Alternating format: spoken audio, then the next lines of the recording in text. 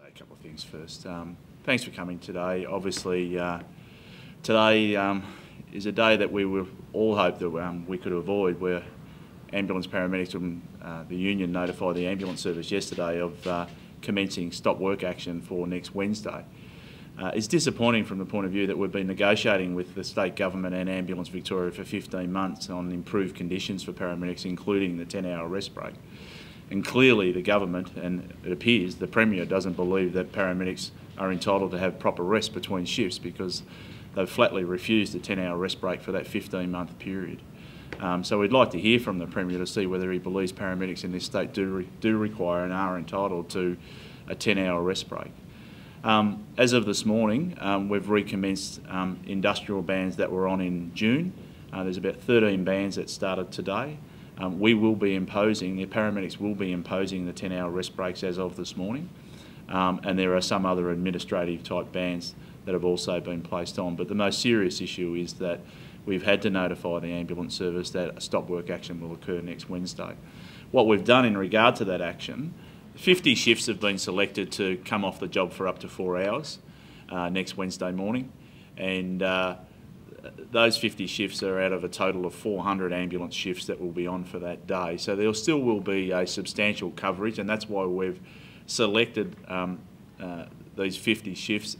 We've left other ambulance resources on in those local areas to respond to emergency cases. So we don't believe that the public will be put at any risk, but it is important for paramedics to show this action because of the lack of support and response from the government in regard to their claims for better conditions and better wages moving forward. So, well, there's a number of issues, and the parties have agreed, both Ambulance Victoria and ourselves have determined and have agreed that there are 12 priority issues that have to be resolved. But certainly the two big issues is the 10-hour rest break issue, and obviously having paramedics treated and paid as professionals, as other health professions such as nurses and physiotherapists, psychologists, medical scientists, and that's all we're seeking in regard to this. They're the two key issues, and there's a substantial difference at the moment. They do very similar work. It's just that nurses do that type of work in a hospital setting. Ambulance paramedics do it out there in the field in the wet, cold, windy conditions, and yet they're not treated the same in a pay scale as what nurses and other health professionals are, and we're not asking for any more than that. Now, whether that amounts to 11%, I can't say that it does at this stage. Those figures have not been put to us. You've talked about the action that started today and the fact that you had action earlier. Why do it again if it hasn't worked? Well, the reason why the action stopped was because of the change of law, and we had to cease that action at that particular time on the 30th of June because Fair Work Australia legislation came into practice as of the 1st of July. Because of that change of legislation, we had to make a further application to Fair Work Australia for us to continue to take industrial action. So that's the reason for the cease of the stop work of the industrial actions back on the 30th of June, and now we're recommencing that industrial action. We've had a 2-week period where we've been trying to negotiate with AV and the government within Fair Work Australia to see whether we could progress the matter, and unfortunately we haven't been able to progress it. That's why the bans are going back on. Ambulance Victoria told us that they're going to the Commission today, but what are you expecting to come out of that? Well, we haven't been notified that we're expected to be at the Commission today. I assume out of us notifying them last night that we're commencing stop work action next Wednesday, that they'll make an application. As I say, we haven't been notified of that. Obviously, when we are notified of a Commission hearing or a Fair Work Australia hearing, we will attend and we'll put our position. I'm assuming the ambulance service are going to be seeking to terminate our bargaining period, which means they'll be seeking to get an order for us to stop the bans. Morale's been really low in ambulance for quite some time now, probably since the last MX award, I would say.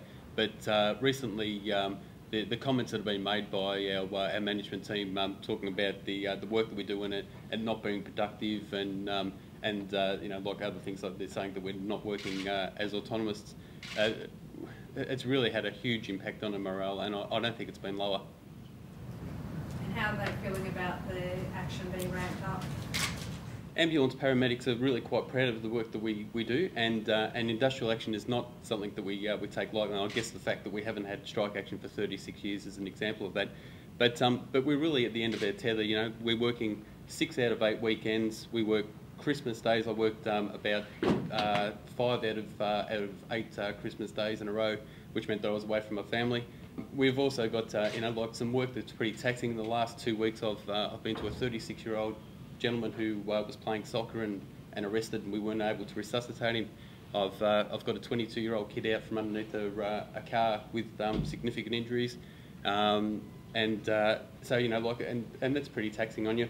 But then for them not to even recognise that we deserve or we need a 10-hour rest break between our 2 14-hour night shifts, it's just insulting. And I would really plead with the Premier to tell me why I'm not entitled to or I don't need or deserve a 10-hour rest break between my nights.